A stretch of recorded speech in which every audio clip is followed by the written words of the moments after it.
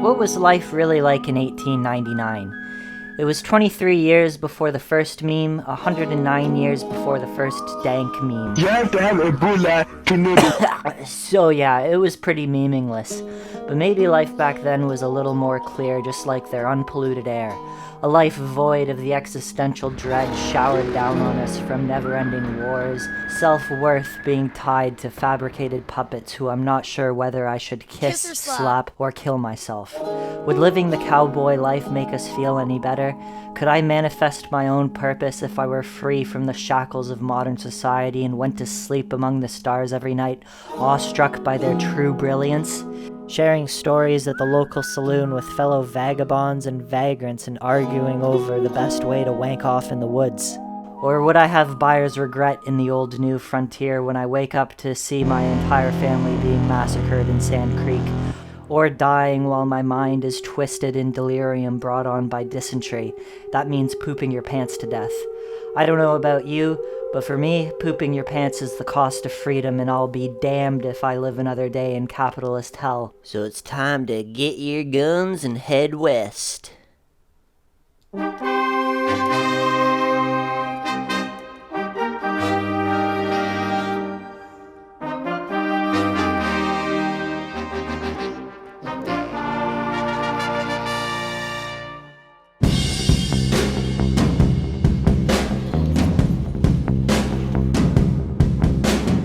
There's something that feels alive in Red Dead Redemption 2, and even though it's a bunch of ones and zeros, every element that Rockstar engineered, like the breathtaking skyboxes and horses pooping, interweaves itself into a tone that feels like there's a higher presence in the game, like Mother Nature herself is pulling the strings. Maybe I've taken too much acid, but in a practical sense, this is legitimate since the game has such an uncompromising attention to detail that it can give off a higher plane the same way a movie can. It is vibrant in every sense of the word, and my eyes are constantly dilated, taking in the good vibrations. The world Rockstar created exceeds any sandbox as far as believability and feel. So let's begin with the story. The first game had you playing as John Marston, who has a smaller penis in role number 2. This time you're taking the reins of Arthur Morgan, who I was immediately sour with because he seemed like a big dummy, initially seeming like a strong yes man with little self-autonomy to think for himself. Arthur, go see if there's anything in that barn. But as you play on, you quickly become enthralled by his wit and his journal. He is a cold, hard killer, but you feel pity for him. Without getting too much into the story, you're on the run and the game takes you from the northwest to the deep south. And the themes and characters you encounter on the way encapsulate post-Civil War, pre-industrialization, and capitalism. This time around, you are traveling with a band of merry men and women with a man named Dutch as the leader. An eccentric visionary whose compelling pipe dream parallels the common American romanticism of the West. That is to say, they love freedom and fuck the government.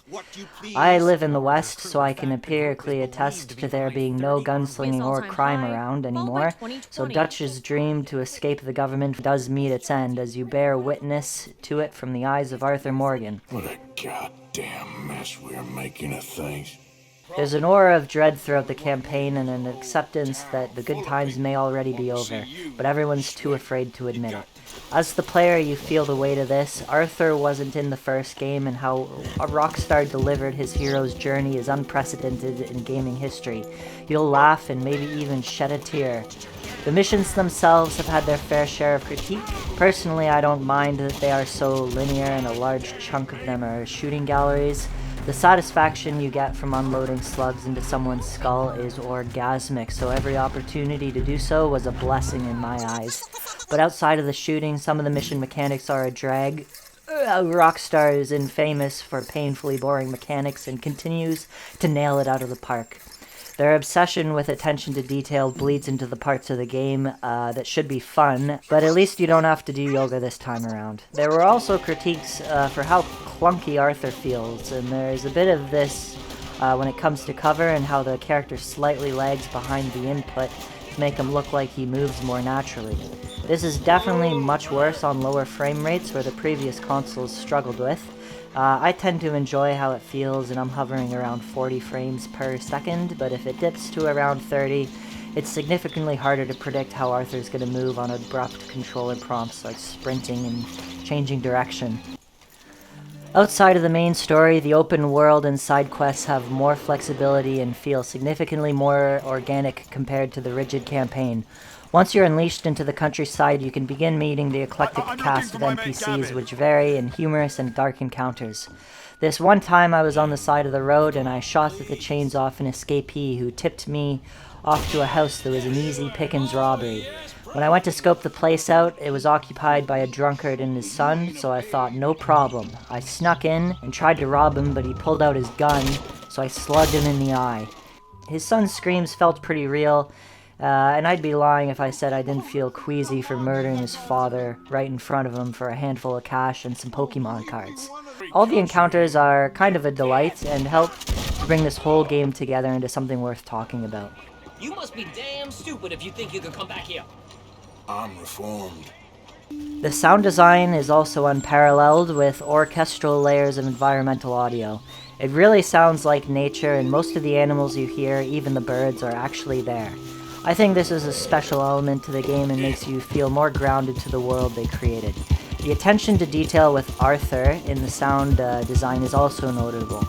His gear has all sorts of auditory components, like his gun rattling when he runs, and spurs pinging on hardwood floors when he walks around. And this really helps to solidify his presence in the world. The music, again, is incredible. Rockstar's ability to curate and score a game continues to improve on itself. Outside of missions, the music weaves itself in the world subtly with intermittent chords and bass lines that make it feel like you have your own personal cowboy playing a tune beside you. And the visuals, oh my god, the visuals. It looks like you're seeing through a window sometimes. It may be one of the first games that is actually better because of the visuals. The attention to detail is unparalleled, which pairs almost bearably with some of the mundane gameplay elements that sacrifices fun for realism. I almost don't mind chopping wood, cooking meat, or having to travel across the map for the 100th time because there is constant eye candy to look at, like the subsurface scattering behind everyone's earlobes. Maybe I'm coming into this with rose-tinted glasses, but Red Dead Redemption 2 has resonated with me since my first playthrough 2 years ago. This time around for my review, I think I like it even more. There are certainly valid critiques for this game, but this is one of the most impressive pieces of media that has ever existed, and you should consider yourself lucky to experience it. It's 5 stars. I love it. Bye-bye.